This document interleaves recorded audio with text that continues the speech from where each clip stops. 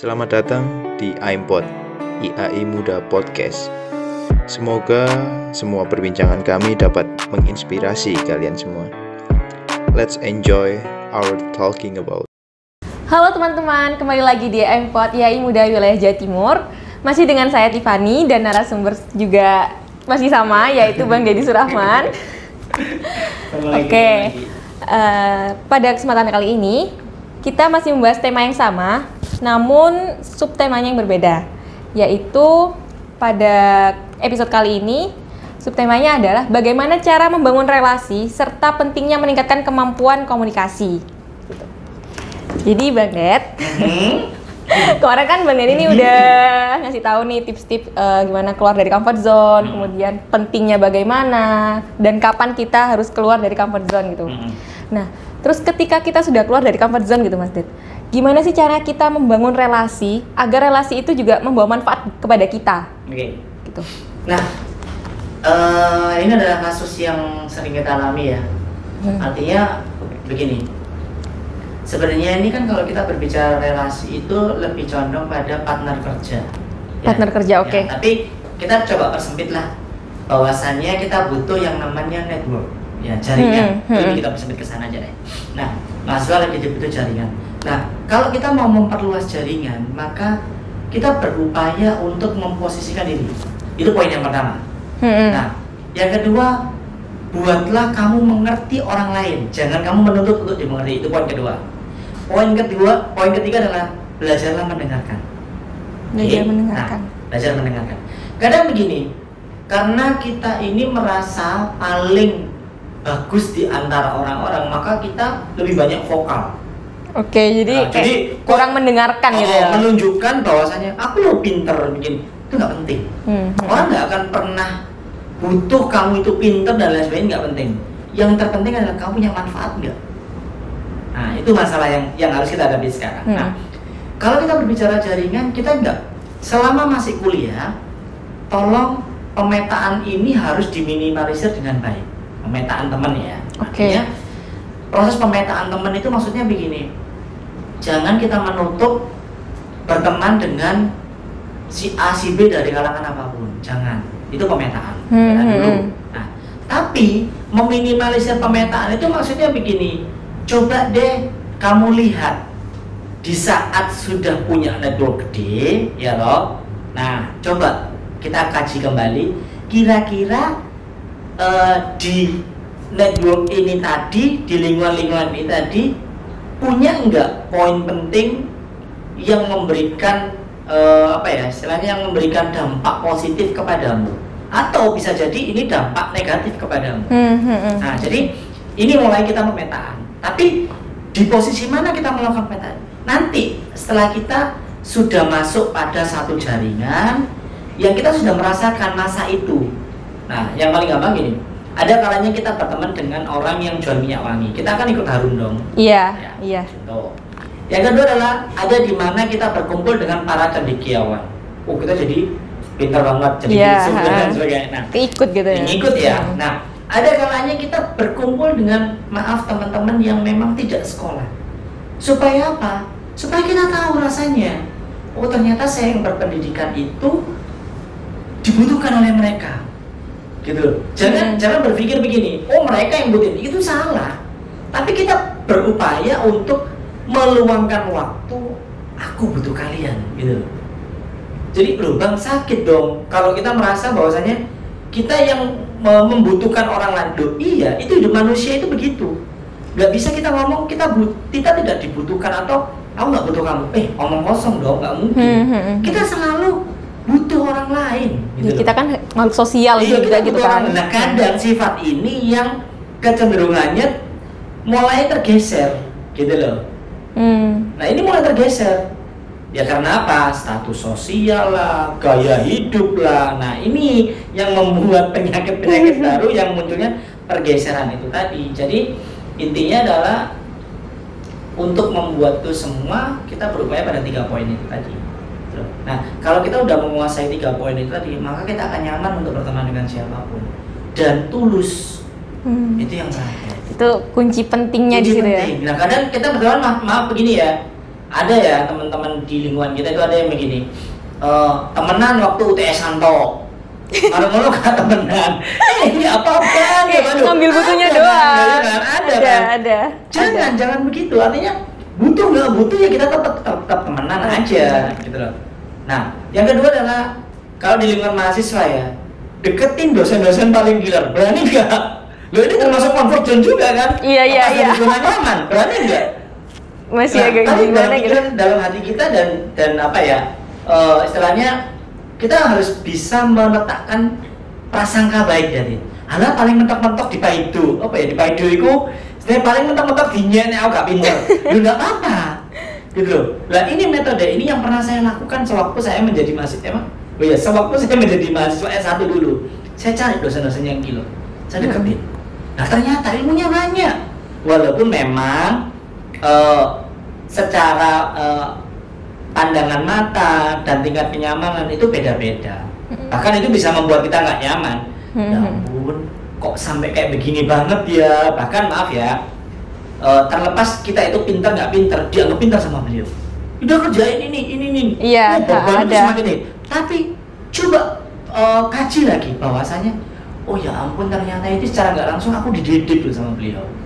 Nah itu terasanya nanti setelah lulus, ucapan terima kasih itu jauh lebih besar daripada deket dengan yang BB aja, gitu loh. Nah maka dari itu tantangan ini harus kita masukin gitu, jangan pernah takut. Gitu. Karena ketakutan untuk dihadapi, iya, bukan jangan menghindari gitu, jangan dihindari. Semakin kamu menghindar, masalah itu akan semakin bertambah. Iya benar.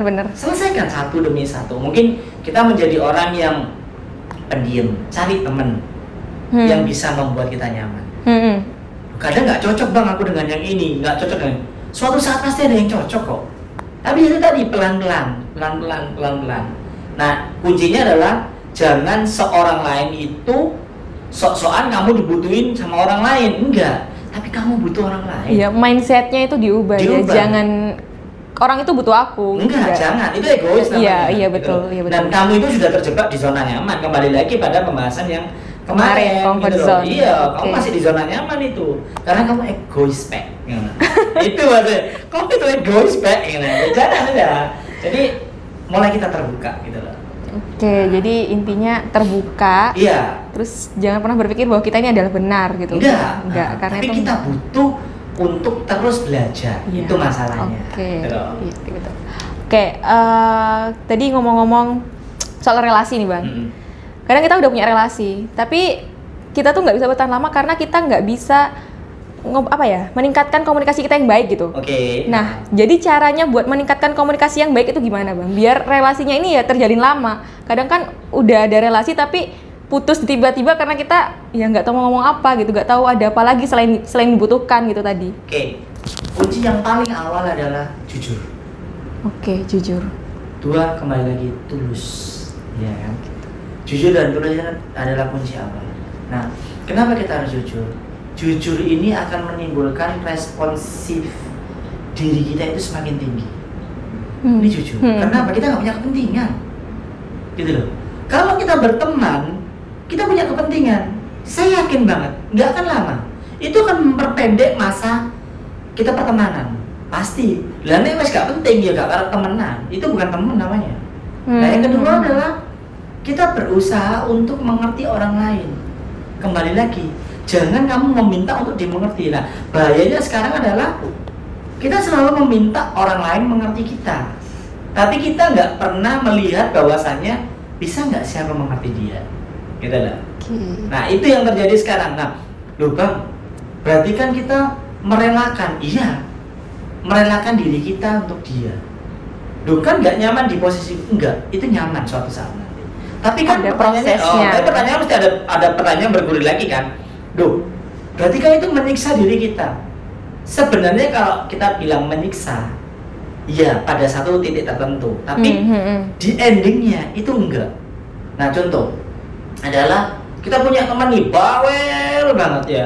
Kalau nggak gitu gibah banget sebenarnya. Ada. Sometimes ya kita cuma ceritain. Kamu nggak capek dah. Tapi dengan gaya bahasa yang membuat dia itu nyaman. Contoh adalah bergurau. Anggaplah Fulan, Kamu nggak capek nanti tiap hari gibahin orang. Nah, dia kan bilang, memang dia kenyataannya kayak begitu.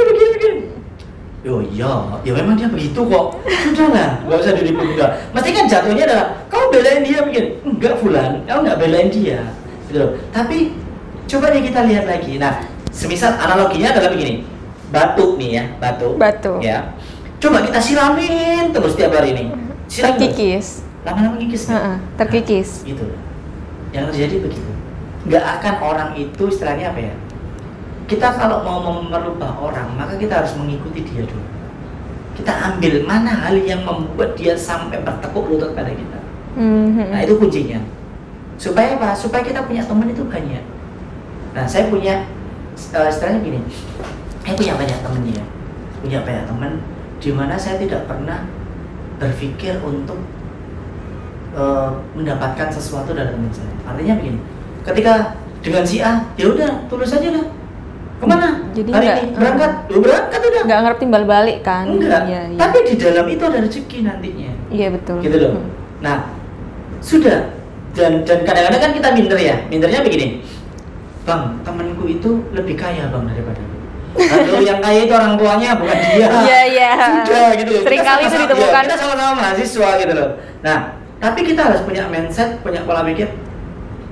Bapaknya itu bisa seperti itu, ya apa sih ceritanya? Nah, deketin orang tuanya suatu saat kalau main ke rumah, Om, boleh cerita nggak? Om bisa seperti ini, Tante bisa seperti ini, itu ceritanya ya apa sih?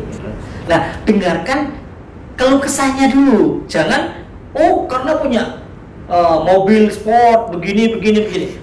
Jangan dilihat itu dulu, tapi dengarkan keluh kesahnya, masuk ke dunia. Oh, ternyata kalau pengen sukses itu ada pengorbanan dan lain sebagainya. Ada perjuangan. Nah, itu cara kita untuk melakukan komunikasi. Nah, dari situ kita akan mulai berpikir bahwasannya etika itu perlu dalam dunia komunikasi. Nah, artinya apa? Mendengarkan, melihat, dan merasakan itu mulai muncul sudah.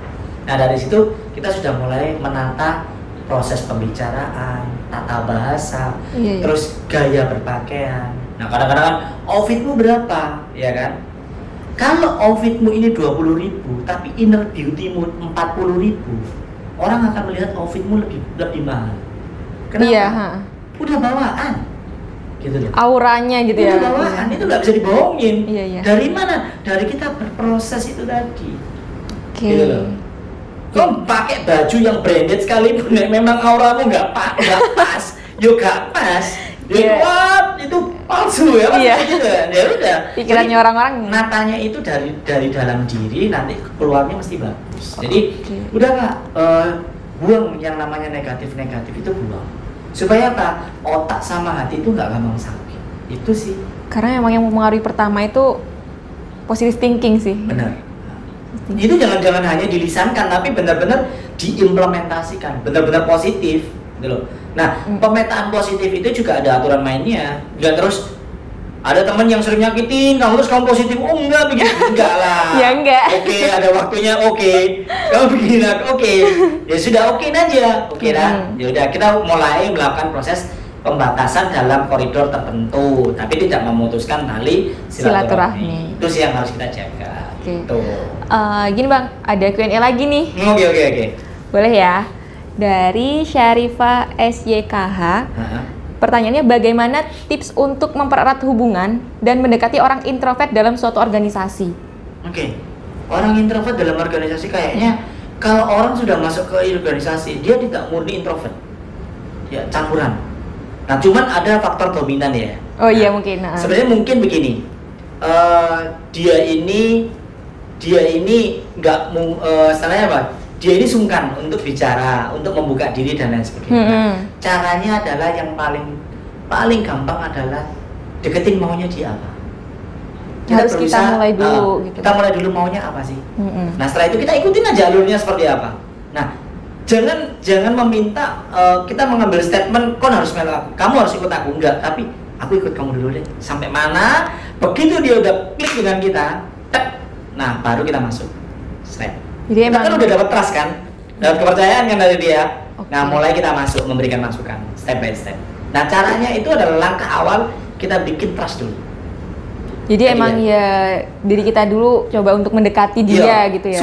Sulit. Karena kan gitu kalau dia introvert ya nggak bisa dipaksa buat deketin kita duluan ya. Kita yang harus mengerti dia gitu. Biasanya anak-anak yang seperti ini tuh harus belajar tentang sumber daya manusia. Itu sih sebenarnya ya. Jadi mulai mengenal diri. Artinya mendekatlah gitu aja. Jangan memaksakan kehendak untuk dia mengerti kamu. Itu khusus, memang ada penanganan khusus sih. Kalau Mas Edi bilang itu ada penanganan khusus nanti.